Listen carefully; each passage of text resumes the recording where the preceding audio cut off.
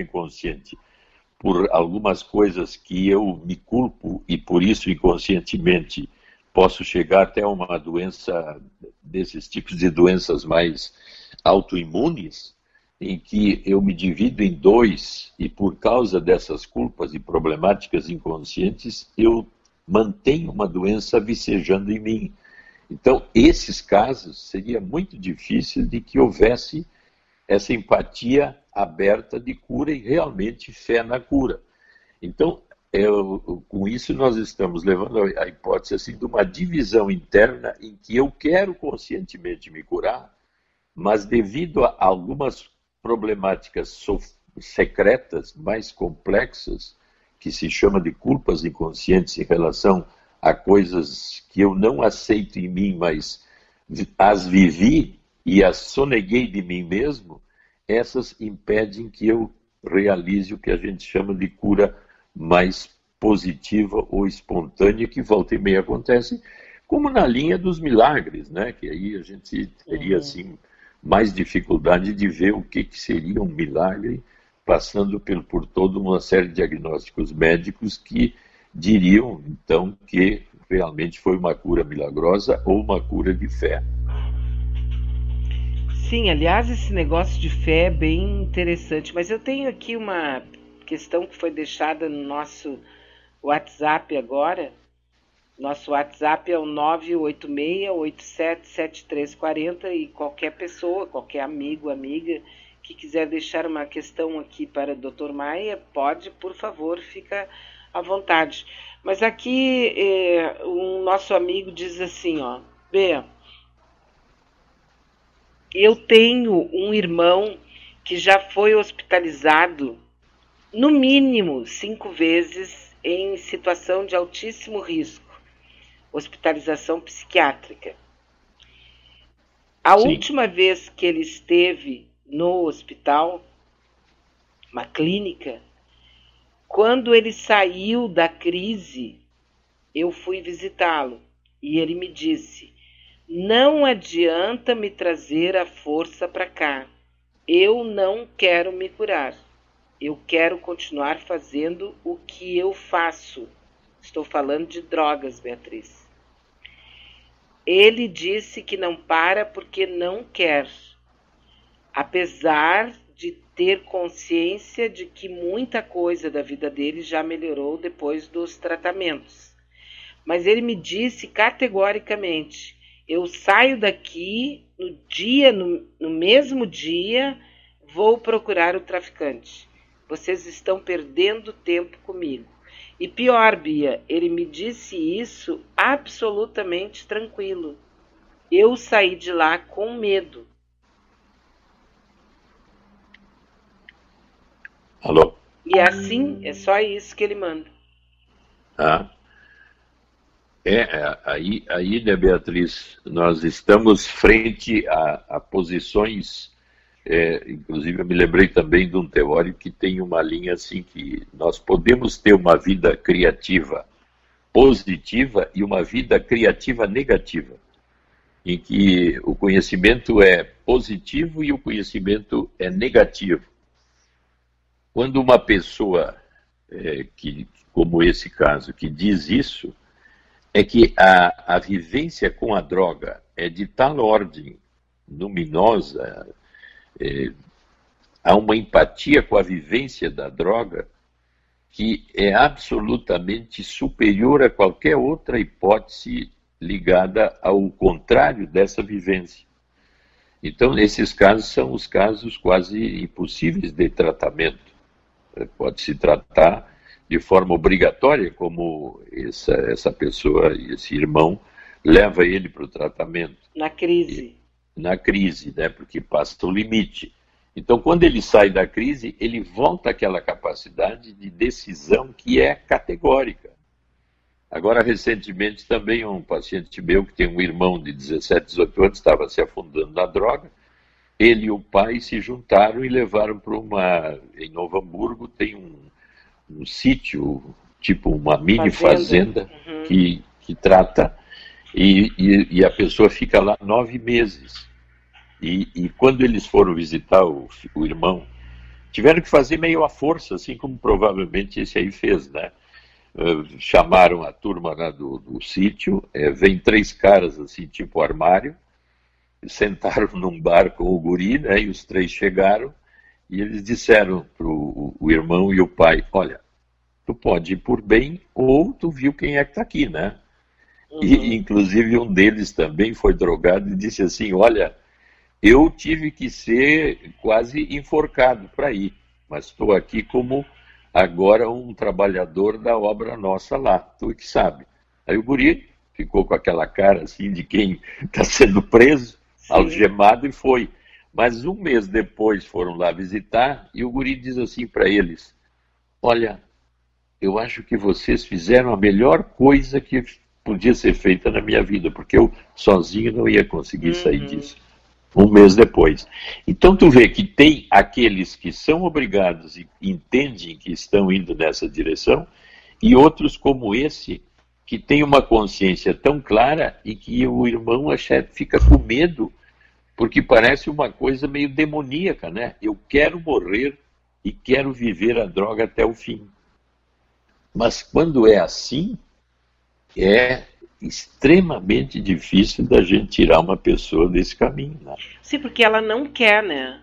Não quer. E outra coisa que acontece quando, por exemplo, é o crack, que se tu faz uma experiência de crack, qualquer um de nós, eu, tu, enfim, se nós fizermos uma experiência de crack, nós estamos sujeitos a ter uma vivência chamada epifânica, inumênica, de tal ordem que se aproxima de uma vivência mística. E depois de viver isso, por que eu vou ficar nessa vidinha comum sem sentido? Por isso que a droga, hoje em dia as anfetaminas estão invadindo o mundo. Já tem assim mais de 110 tipos de anfetamina identificados, mas que cada momento que muda uma molécula não é identificada e aí, então não é droga, porque se tu for pego e não entende... E os jovens adoram isso em raves, em festas, porque ela tem uma estrutura de prazer, dá uma vontade enorme de dançar, de entrar na música e fazer amor. E é cada vez mais comum. Até tem uma minissérie que aparece isso. Eu acho que tu já deve ter visto, todo mundo viu, que o cara é um fabricante do MDA maravilhoso. Eles chamam MD. MDMA. MD. É uma sigla, mas todo mundo chama de MD. E é uma dosezinha pequena, assim, que simplesmente em 10 minutos posto na boca, tu entra nessa zona maravilhosa. Então, esses casos como esse falado, acho que nós estamos no limite do possível, né? Uhum. Mas aí eu fiquei pensando aqui, na minha ignorância, isso, por exemplo, quando tu passa por uma experiência radical, que pode ser diferente de pessoa para pessoa, né? Mas aqueles esportes radicais, a gente percebe que determinadas pessoas começam com um tipo X de radicalismo, depois elas vão aumentando, até onde o risco de vida é absolutamente iminente. Mas elas buscam aquilo de uma maneira assim, absolutamente como se fossem meros esportistas. Exatamente, quer dizer, é a mesma coisa, só que então, em vez da droga, é o risco, né? E o risco, tu sabe que abre campos de neurotransmissores, tipo adrenalina, serotonina, norepinefrina, enfim, todos os neurotransmissores aumentam em quantidades fantásticas e eu vivo estados de consciência onde o perigo é a droga e o desafio é a droga. É o subir em coisas, fazer esportes perigosíssimos, é uma vivência que eu não posso mais largar. E quantos jovens aí acabam se fraturando todos ou morrendo, mas eles não... Aliás, no Himalaia e desse pico aqui nosso, que é a Aconcagua, aqui perto, a gente até diz assim, N pessoas congeladas desde 1920, 30, que subiram e nunca mais voltaram. Mas por que subir o Everest se a 5.000 metros de altura tu tem tudo que é tipo de problema? Mas por que tem que chegar lá a 8.000 e tantos metros lá? É porque é uma necessidade enorme de viver essas coisas em que a consciência fica com uma vivacidade incrível, mas que é extremamente perigoso. E aí nós voltamos para nós. Como manter uma consciência vigil desta ordem, faceira, com sentido criativo, sem usar a droga nem os desafios exagerados desses atletas? Sim, porque vamos pegar assim, nós que temos, eu estou falando nós, não estou lhe incluindo nem a maioria das pessoas que estão nos ouvindo. Eu estou falando de modo geral. Nós temos nossa vida é tipo trivial, variado, feijão com arroz, né? É uma vida legal, boa. Mas nós não temos assim momentos em que entramos em êxtase por uso de drogas ou por viver num risco de se jogar. Enfim, nós não temos isso. Nós temos uma vida comum. Isso. Eu acho, né? Agora, se nós experimentássemos isso, abstraindo assim as drogas que são as criminosas que nós conhecemos, por exemplo, um casal que só faz sexo se ele correr o risco de ser encontrado, ser visto, isso também pode ser uma espécie de vício, pode causar, isso, não é? Causa uma espécie de vício. Aí nós estamos lidando com já os fetiches, né? Que são situações onde a minha excitação cresce ao máximo. E aí os fetiches são assim, os mais variados possíveis. Tu citou um agora, né? Eu tenho um relacionamento num lugar onde eu posso ser visto, essa identificação com o risco, com o perigo, ou até com a exibição de ser visto, é o famoso exibicionista, né? O cara aquele da capa, né? Sim. E ele tem que mostrar a ereção e essa ereção tem um impacto em quem olha. E um impacto em mim positivo, onde eu vivencio uma coisa interessante. Então, essas zonas dos chamados fetiches está cheio de variações de várias ordens, uns extremamente estranhos e até perigosos, e os outros mais íntimos, aonde então eu me aproximo daquilo que me excita, né? Na linha da parceria com alguém, ou através da própria internet. Hoje em dia, a quantidade de pessoas que vivem vivências automasturbatórias e masturbatórias ligadas à internet é enorme, né?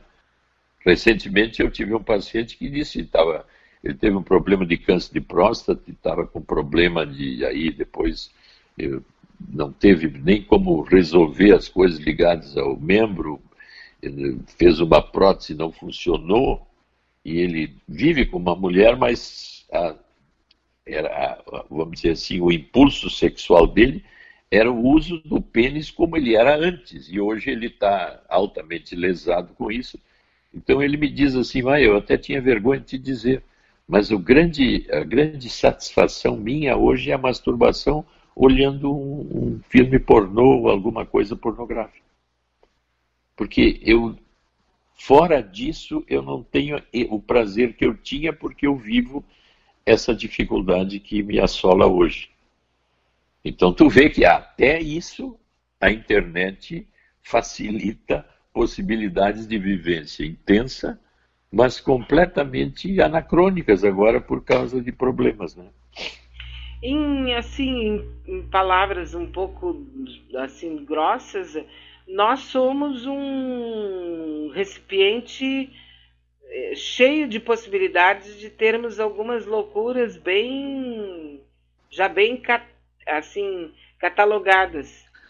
Isso, e aí entra uma coisa interessante, como a gente sabe, de perto ninguém é o normal. Sim. Mas essas loucuras que nós estamos falando agora, fora essas das drogas que são mais perigosas e problemáticas para o entorno, as chamadas loucuras privadas, tudo que é privado, não estamos falando de capitalismo, Sim. mas é